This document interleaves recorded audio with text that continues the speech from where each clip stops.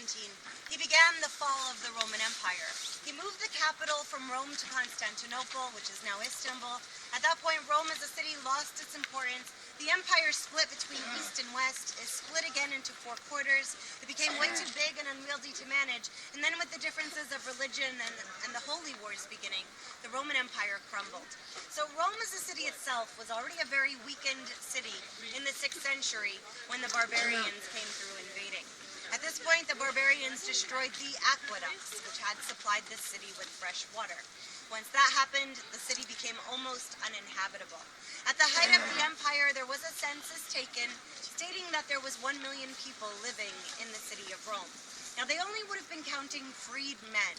So with women and children and slaves, you can imagine about 2.5 million people. After the aqueducts were destroyed in the Middle Ages, population in Rome drops down to only 10,000 people. It was a horrible, desolate place to be for about 1,000 years until the popes started to rebuild it. And during these times, the Tiber River, which had always been used for sewage, was constantly flooding through the city, delivering layers of silt and disease. There were a lot of rat problems in this city. Also, every time the river flooded, it delivered the layer of silt, which over the centuries caused the ground level to rise. Modern-day ground level is 20 to 30 feet above the ancient ground level. They started excavations in these areas at the end of the 1800s, but they are still continuing. This is an archaeological dig that's been in progress for the past 4 years. What they found here is some wealthy family housing.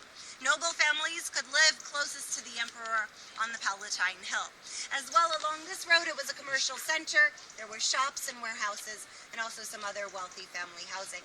They haven't published all of their findings yet because the work is still in progress, but they just said recently that this might even be the place where the Emperor Augustus was born. And so one of the greatest things about Rome is that they are still finding things. The history here is still growing. So we'll continue along this Is there any remains of the aqueducts? Yes. Even if you were walking down that road, you can see parts of the Aqueduct Claudius, and that's the aqueduct that fed the palace up on the hill. So around the city, you can see bits and pieces of them, but if you travel outside of the city, you can see them stretching for miles. Okay.